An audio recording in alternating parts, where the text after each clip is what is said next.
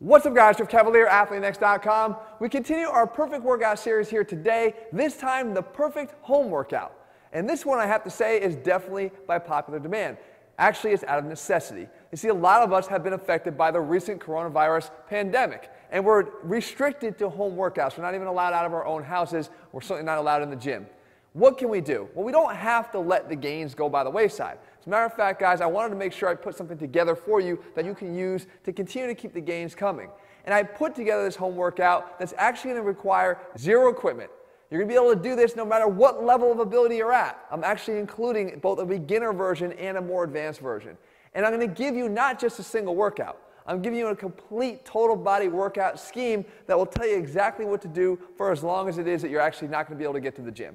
All right, so with that being said, I have some rules that I got to lay down here to explain how you're going to do this. All right, so as I mentioned, this home workout is actually going to be comprised of two parts, two separate workouts, workout A and workout B. You're going to perform both of them, and you're going to perform them in a staggered fashion. So you're going to train 3 times a week, total body, Monday, Wednesday, and Friday. In week 1, you're going to perform workout A on Monday and Friday, with workout B slotted in for Wednesday. In week 2, you're going to have workout B leading off on Monday and being repeated on Friday, with workout A being slotted in on Wednesday. So you're basically alternating your workouts and carrying this over for as long as you do the entire program. From here, you want to make sure that since we're going total body, that we're not focused on necessarily a single muscle group, but that we're covering all the major functions. And in this case here, we have 6 major things that we're trying to hit in every single workout. They're the following. Number 1, we're going to have an anterior chain lower body grouping that's actually going to be squat biased the first time through. But then we're going to actually bounce to the upper body for an upper push combination. We then go back to the lower body, and there's a reason for this, I'll explain in a second. We're now going to focus on the posterior chain, and we're going to hit the hinge patterning. From here we go back up to the upper body to do a pull circuit, and then we finish off with an ab circuit and 1 single corrective exercise, because we never leave the correctives out of ATHLEAN-X. That's going to be the same whether you're in workout A or workout B, but the exercises are going to completely change. And again, I mentioned there's going to be different exercises for those of you who are doing this at different levels. I'm going to include all of those. The last point I'm going to make is that there's zero rest occurring at any point in this workout, and that's the reason why we're staggering upper-lower.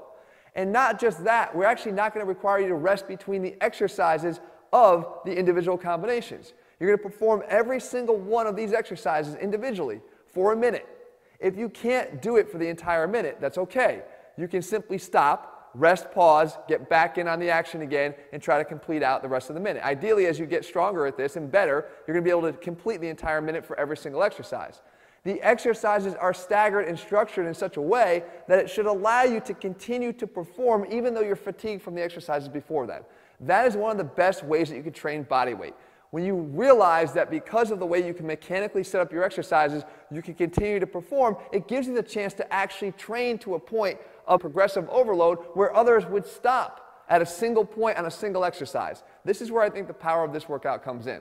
So that being said, guys, there's a lot to cover here. I want to make sure I go over every single one of these workouts for you and every exercise. So let's kick it off here, workout A.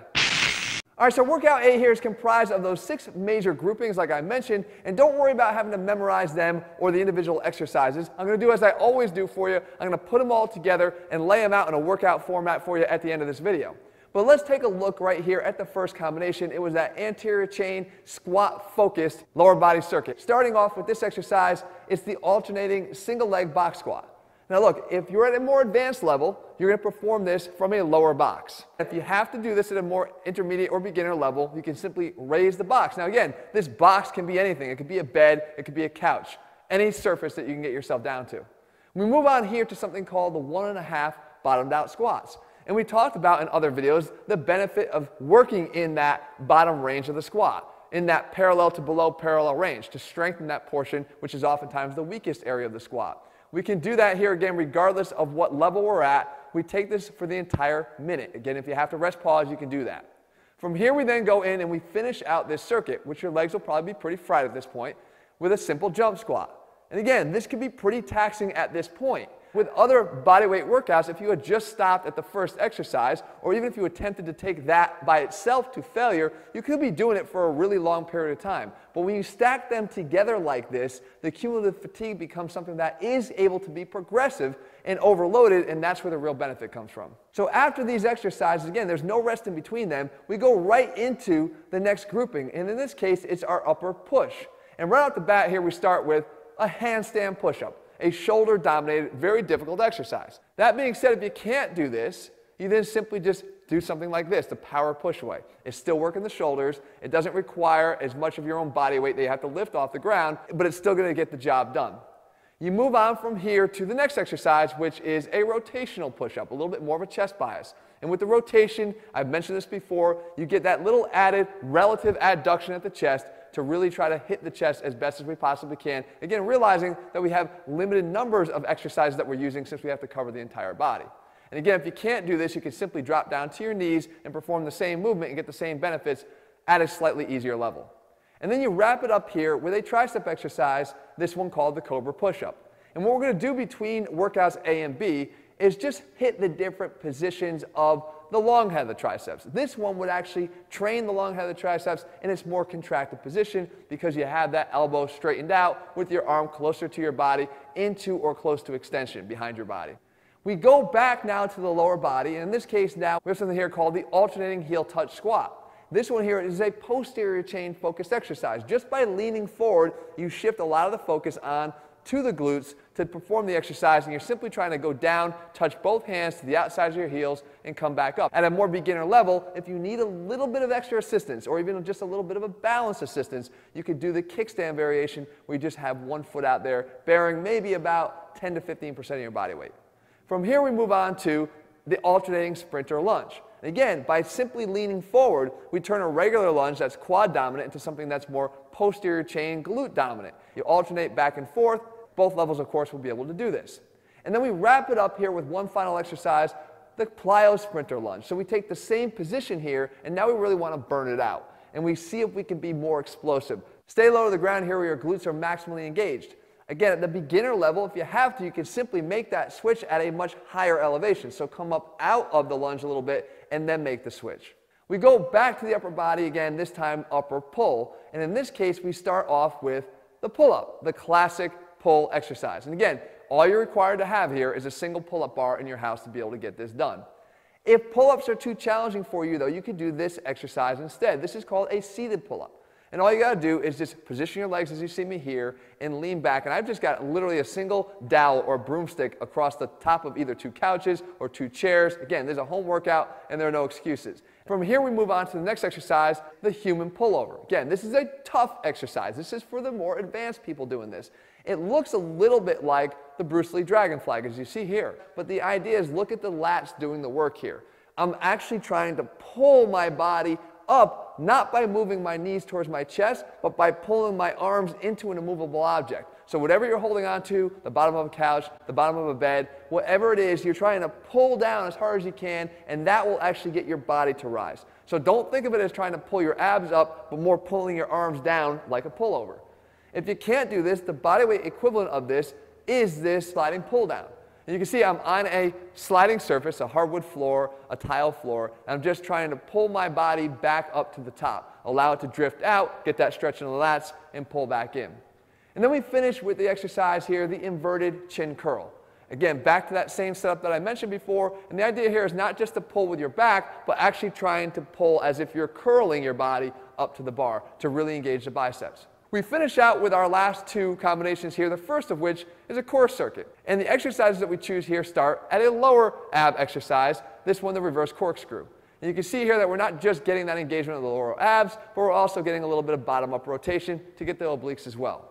We move up to the next exercise, and that is the Black Widow knee slide. So here we call this a mid-range exercise. I drive my knee in towards my elbow. I slide it up to get a little bit more flexion through the spine. The focal point of the flexion is happening kind of mid-back to engage both upper and lower abs. And then finally, we wrap it up with our levitation crunch. Here, the goal is just to elevate your scapula and your shoulder blades off the ground. Not to curl them up towards your knees, but literally to just lift them up off the ground as if you're trying to levitate them. And then the corrective, as I mentioned, always finding a place into the ATHLEAN-X training programs and in these workouts here, the angel and devil. And that is something that seems so sweet and easy, but is so damn hard. And it gets the entire posterior chain. I have to have my quads elevated off the ground, so I engage the glutes, I engage the low back, and then this rotation of the arms is actually taking our shoulders through full rotation, working not only the rotator cuff, but also engaging the upper scap muscles and mid-back muscles as well, areas that tend to get neglected. So now this entire workout that you've worked your way through, that's one time.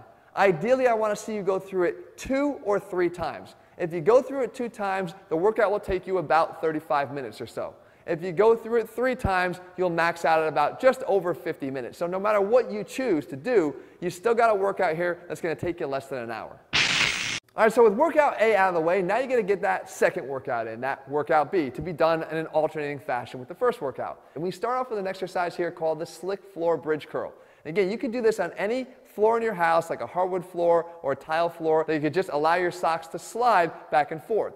The key here is that it's reinforcing one of the main necessities of lower body training, and that is to learn how to engage both your hamstrings and your glutes and get them to work together. And by demanding that I have to maintain this high bridge the whole time that I slide my legs out and back into this hamstring curl is getting those glutes to make sure they're the primary driver of the movement.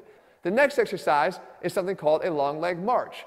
And here we're just trying to, again, work that entire posterior chain, and you'll see that this lights it up a lot more than you might have thought it would because it looks so damn easy. And then we finish off with a simple exercise that at this point in the game is not going to be so simple. Again, that cumulative fatigue is what we're going for here. And again, that lack of rest is going to demand that that fatigue sets in. And this is just something called a high hip buck. You just put your feet up on any surface. Again, it could be your couch, and you're simply driving up, allowing the glutes to really drive the movement here. We then shift to the upper body again, in this case the upper body push. And now the last time we kind of went a little bit heavy on the front side with the shoulders. This time we're going to go a little bit heavier on the front side with the chest. And we do this with our variable wall push-up. And here, because we're in this decline position, we're actually working the upper portion of our chest. A little counterintuitive, but that's how it works. And as we fatigue here, you simply walk yourself down the wall to allow yourself to continue, knowing that the flat variation is going to be a little bit easier than that decline variation. So as we fatigue, we can do a few more reps. We continue to try to do this for the entire minute if possible. If you can't do this because the wall version is too hard, you can simply put your knees up onto any surface, again a couch or a bed, and you perform the decline variation, and when you can't do any more, you go down to the flat. Then we take it to the next exercise here, which is actually really interesting, and it's the bodyweight side lateral raise. And we lose sight of the fact that we always think we have to move the limb in space to work a muscle. And that's not true. You see, we can actually move the body around a fixed limb. And in this case, we're getting relative abduction of the arm, meaning we are training the muscles of the shoulder by moving the body away from the arm, but still winding up with the same end product, and that is abduction of the arm. And again, we could do this from the knees if we need to make it a little bit easier for the beginners.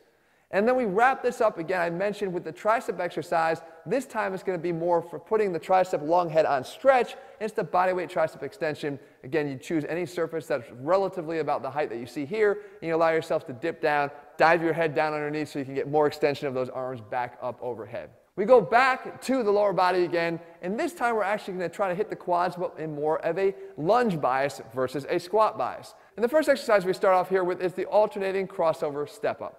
So the step up is a great exercise for engaging the quads. Try to keep your torso upright as much as you possibly can. And the slight crossover of the leg behind me just allows me to preload that quad a little bit more in the bottom position so I could drive up more forcefully. From here we move to the second exercise, again, remember, with no rest, and it is the alternating reverse lunge. It's a little bit easier on the knees because we don't get that anterior stress that we get when we actually lunge forward. So you're going to find, even if you have knee problems, this is going to work for you regardless of what level you're performing it at.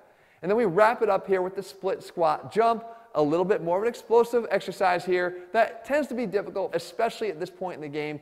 See if you can gut it out for the entire minute if possible. We go back one more time to the upper body for the upper body pull circuit, and it starts this time not with the pull-up, but with the chin-up. Again, focus a little bit more heavily on the biceps while still making sure we get the main benefit of one of the best exercises we can do for pull, and that's that chin. And again, if you can't do this, you could do the seated version of it as I showed before, just by sitting down and doing the same setup we used before.